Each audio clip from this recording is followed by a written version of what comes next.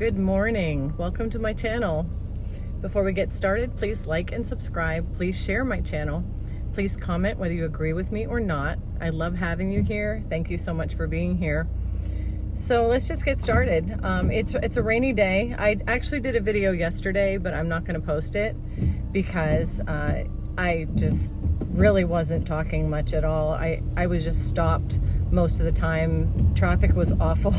It's pouring down rain. There was a truck stuck under the bridge. There were so many things going on yesterday that it just completely disrupted the video, and I wanted to be able to focus on the road. So there were like periods of time when I just wasn't saying anything for a minute or more. But that's kind of the description of how things went yesterday morning. And this morning, I really just wanted to share the same subject that I wanted to share yesterday, only I think so far so good. No trucks under the bridge. This is a low bridge and these trucks get stuck. They think they can make it. There's a big sign there. They think they can make it under, but they can't. So yeah, it makes for an interesting commute. But yesterday what I was wanting to talk about was gratitude. And I'm sorry that I'm not posting the video because it was a really perfect demonstration of the kind of day or the kind of morning where gratitude just doesn't come naturally. I don't know, maybe someday I'll post it just for fun. But I think, you know, when I talk about gratitude, I think that that's the one thing that can open up our lives to bring in, I don't want to say everything positive, like nothing bad's ever going to happen, but I think the more gratitude we have, the more we just bring on a sense of, you know, looking around for the better things, looking around for the things that are going to support us. Our brains process gratitude as, oh, this is what you like, this is what you want, this is how, you know, you feel about life in general. We're going to give you more of that. And by give you more of that, I don't mean that we physically change we don't physically change physical things in the world and our futures. But what happens is the scientists say that there are unlimited possibilities. And when our brains process our thoughts and our feelings, our brains guide us toward the possibilities that support what we're thinking and how we're feeling. So, for instance, if I'm just really being grumpy and crabby and I'm being upset over things and picking out all the things I don't like about life, my brain is going to process that as, oh, this is something that she expects. This is something that she wants. This is something that we should give her more of. The brain, as a processor, doesn't know the difference between what we want and what we're basically dwelling on. So I think that's really important to know. Gratitude is not something that we do. It's not something that we just feel. Gratitude is something that we consciously create. And it's something that we have to be looking at and, you know, really focusing on. Sometimes it's not easy to have gratitude when life isn't going well, or when it seems like there's nothing to really be positive about. It's hard in those times to force it. And a lot of people say, well, I'm not just going to force positivity. That's just dumb because, you know, it's not how I really feel. I'm not authentic then. I'm not being genuine. But this isn't about painting on a smile and pretending that you're having a great day in front of everybody when you're really not. It's not about people coming up to you and saying, how's your day? And going, fine. You know, like, that's not what it means to create gratitude. The creation of gratitude is something, it's your own way to trick your own brain into believing that everything is absolutely wonderful, even if it's not. And it takes practice. It's not something that comes easy all the time. Sometimes it can come easy, sometimes not so easy. But with enough practice, anybody can learn how to create gratitude on a daily basis. The 12-step program is really great at doing this because they create a gratitude list, and then every night they go to bed and they take an inventory, and every morning they wake up and they read their gratitude list just to start the day in gratitude. When we go to sleep at night in gratitude, and we wake up in the morning with gratitude, it starts to create a pattern that starts to create a habit, and that habit will take hold, and it will start to actually change your cells. And cells are responsive. Cells are aware in and of themselves. All the things that are in our body biologically are alive, and they respond. So these are all things that came up, scientifically. But gratitude is something that, that Jesus taught in the Bible, not to be the Bible talks about, and this wasn't Jesus, but the Bible does talk about a quarreling wife. If a man has a quarreling wife, it's better to live on the corner of the roof. And that's pretty harsh, that's a pretty good statement to say. I think that's in Proverbs, but yeah, better to live on the corner of your roof than with a quarreling wife. And if you're fighting all the time, you're creating a bunch of negative energy and negative thoughts and feelings. And yeah, I mean, it's not a home at that point. That doesn't feel like a home. That feels like you're off somewhere isolated, in the weather, in the cold, or in the just, I don't know what living on a corner of a roof would feel like, but you know what I'm trying to say. But gratitude is just, I believe, the key to having your brain process your thoughts and feelings about how do I feel about my life? How do I feel about myself? How do I feel about other people? How do I feel about the world that I live in? How do I feel about my experiences? And so when I feel a way that says, this is amazing, oh my goodness, I love this so much, and I love people, when I put a positive spin and trick my brain into thinking that everything is great, and I only focus on the things that are wonderful in my life and refuse to give complaint. The complaint department is there. It can go in my mind, and I can have a complaint about it. I'll deal with it, and then I crinkle it up and throw it in file 13. That complaint is going to be something that does not get absorbed into the being of who I am.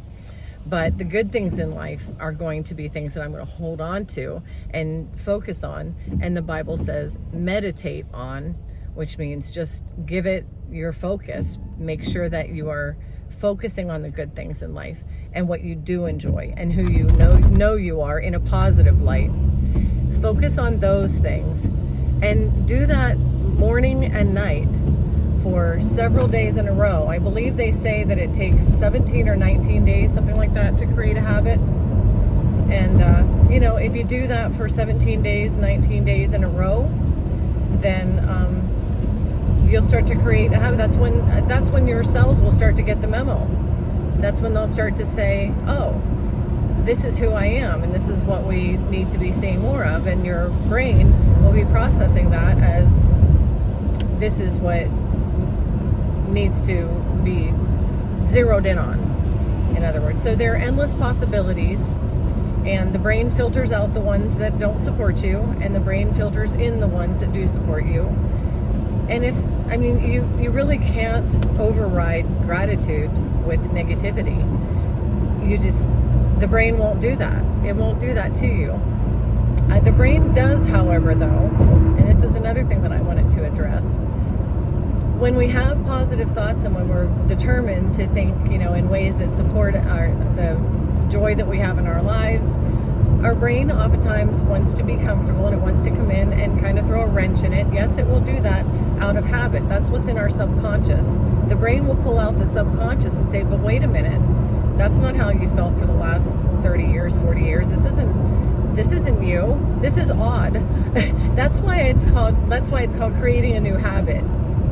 Because we may be in the habit of maybe not feeling self-worth, or we may be in the habit of being critical, or we may be in the habit of picking out other people's faults, or doing something that's, that doesn't focus on our gratitude. That may be a very, very deep habit that it was created in our formative years. And that habit, though, is not hard to override. Some people think, oh my goodness, if this is how I felt my entire life, it's going to take the rest of my life to correct this. And that's not the case at all. A bad habit, when captured and viewed, and when you know about it, you see it, you look at it, you examine it, it's kind of like, okay, I caught you. I caught you trying to say I can't. If I say that I want to move here, I want to do this, or this is what I'd really love to do with my life, and my brain comes in and says, oh, but you can't do that. You don't have the qualifications, or, that's not going to happen because of this or this or that.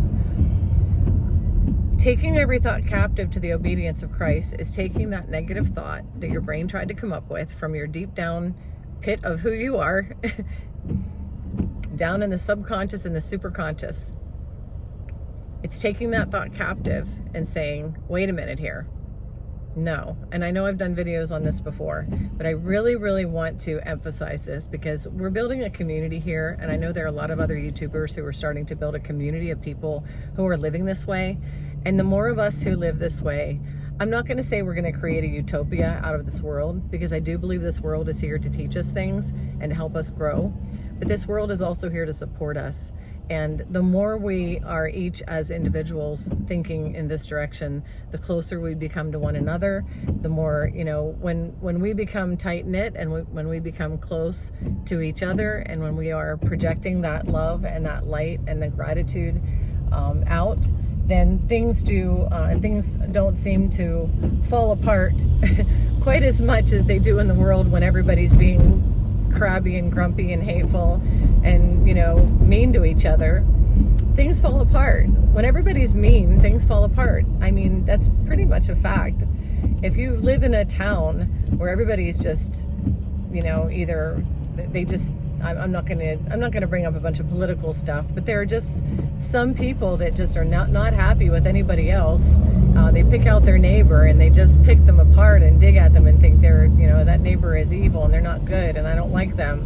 When you have a whole town that's like that, that town is not going to thrive as well as a town where everybody in the community just really has respect for their neighbor and loves their neighbor and wants the best for their neighbor. And that's the kind of community I live in now. It's a small city. There is a lot of crime in the city, but there are a lot of really, really, really good people who care about their neighbors. And even though there's crime in the city, it's crazy because all cities have crime, but I've never seen so many people go to a festival together and just have so much joy in the atmosphere. And just everybody just seems to get along. Everybody just loves each other. When you have a Facebook page, I've seen news channels in other parts of the country where I used to live, and when there's a car accident, probably 60 to 70% of the comments are either making fun of the person, criticizing them for what they think they did wrong, judging them, just basically having nothing nice to say. And that happens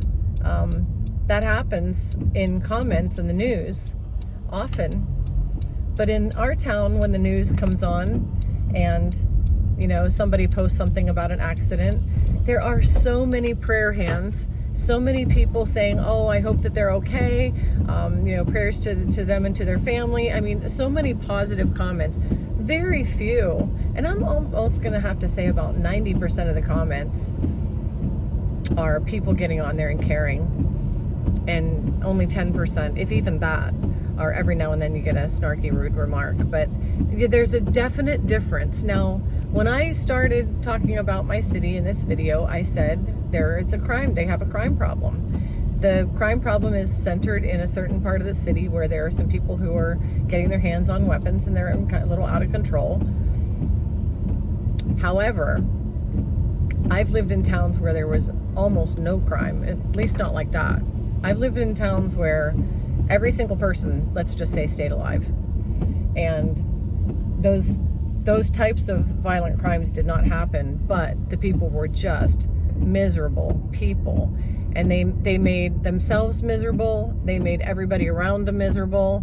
They just didn't have a nice thing to say to anybody about anything. The slightest little tiny thing would just tick them off.